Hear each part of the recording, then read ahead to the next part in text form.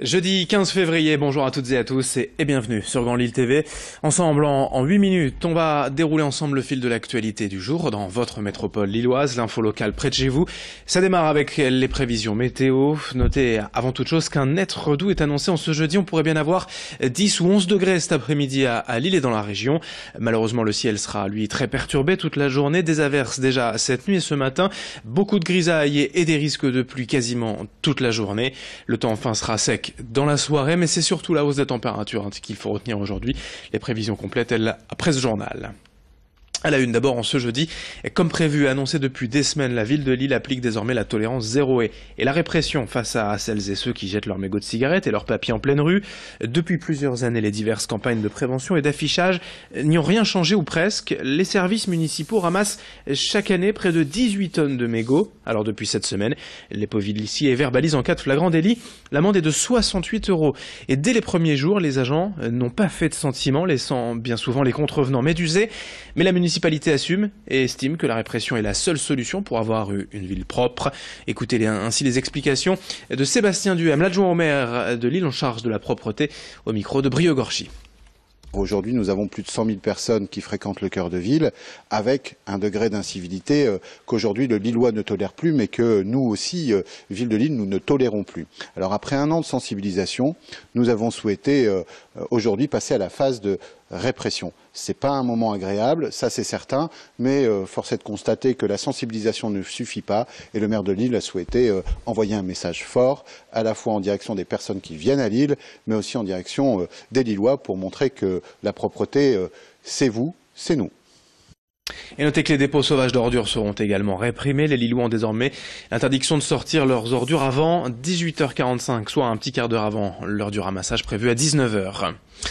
Autre info dans ce journal, attention au téléphone au volant. Certes, pas besoin de vous rappeler les dangers liés à l'utilisation du portable en voiture. C'est aujourd'hui la 4e cause d'accidents mortels sur les routes. Face à ce constat, l'État veut durcir encore sa politique de répression. Aujourd'hui, l'utilisation d'un téléphone en conduisant est passible d'une amende de 135 € et d'un retrait de 3 points sur son permis. Mais l'an prochain, en 2019, en cas de double infraction, les utilisateurs pris sur le fait seront verbalisés et ils pourraient même aussi se voir retirer leur permis. Pour évoquer ce changement, Brio Gorchi et Villeneuve d'Ascq se sont rendus à Villeneuve d'Ascq, à l'escadron départemental de la sécurité routière du Nord, avec les explications au micro du capitaine Lionel Tanguy. Les technologies évoluent énormément, donc il faut avoir un véhicule équipé de Bluetooth et ou acheter des kits Bluetooth qui sont vendus. Mais le Bluetooth, c'est vraiment le seul outil qui permet de téléphoner en ayant les mains libres.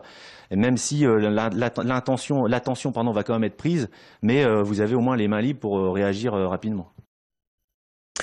Un chiffre aussi à vous donner dans ce journal, 1 milliard d'euros, c'est la somme que les commissions de surendettement de la Banque de France ont traité l'an dernier dans la région, soit près de 25 000 familles surendettées et accompagnées. Le phénomène est 30% plus important dans la région qu'en France et survient souvent du fait d'accidents de la vie, le chômage, un divorce ou une maladie. Pour ces familles, plusieurs options existent, notamment le rééchelonnement de la dette pour 3/4 des cas, mais aussi parfois pour les dossiers les plus difficiles, la suppression pure et simple de l'endettement. Heureusement, depuis 3 ans, on note quand même une baisse de 6% des saisines de la commission de surendettement. Explication à ce propos au micro de Xavier Silly.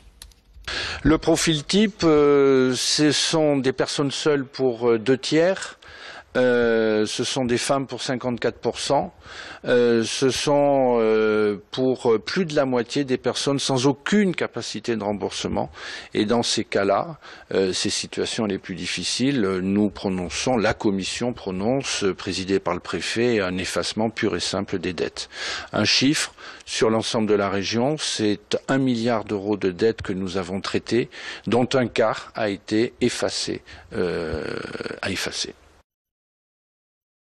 En bref, à Roubaix, des armes de guerre retrouvées dans le quartier de la Poténerie. C'est lors d'une opération de police pour trafic de stupéfiants lundi soir que 3 armes de guerre prêtes à l'emploi ont été retrouvées. Un suspect a été interpellé et déféré hier devant la justice.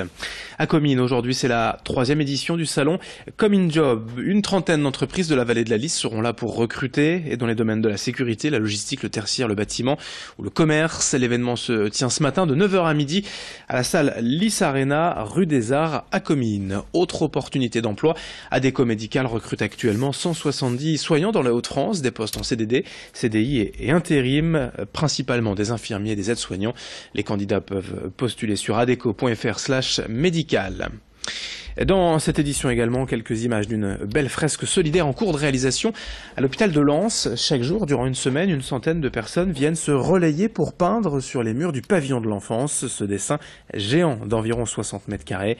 L'initiative vient de l'association Un cadeau pour la vie qui vise à apporter du bien-être aux enfants hospitalisés. C'est la 2e fois qu'une telle fresque est ainsi réalisée. La première avait été peinte l'été dernier dans le service des urgences pédiatriques du même hôpital. L'occasion de mettre de la couleur et donc un peu de gaieté sur ces murs d'hôpitaux souvent blancs. Explication complémentaire au micro de Joël Warneau.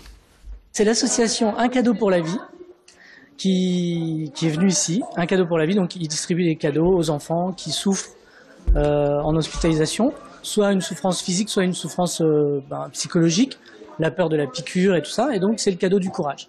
Et ils ont demandé au personnel hospitalier ce qu'ils pouvaient faire pour eux en dehors de ce cadeau, et Pauline Caron a proposé la peinture de la fresque des urgences pédiatriques, parce qu'en fait les enfants arrivent, c'est le moment le plus dur pour eux, ils ont le bras cassé, enfin c'est vraiment une urgence, et ils sont dans un local un peu froid. Donc c'était la priorité. Et puis 1 minute pour comprendre avec la Radio Métropolis pour terminer. Hier, mercredi des Cendres, le début du carême, 40 jours avant Pâques. À quoi tout cela correspond-il? Explication avec Estelle Dargent. 1 minute pour comprendre. Bonjour à tous, aujourd'hui dans 1 minute pour comprendre, on va vous parler du carême. Alors le carême commence avec le mercredi des Cendres. Pourquoi les cendres? Eh bien parce que c'est un symbole de recommencement.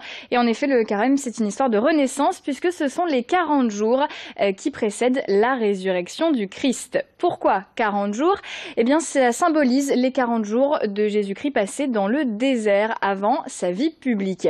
Donc pendant le carême, les chrétiens sont invités à jeûner bien sûr, mais plus globalement à se priver pour se rapprocher de ceux qui sont dans le besoin. C'est aussi un moment de partage et de réconciliation. Le carême se termine donc le 1er avril à Pâques. Et voilà, vous êtes maintenant incollables sur le carême. Merci Estelle Dargent pour ces explications. Merci à vous de nous avoir suivis. Fin de ce journal, 7h37 minutes en direct sur Grand Lille TV. D'autres infos à suivre très rapidement. Très belle journée à toutes et à tous.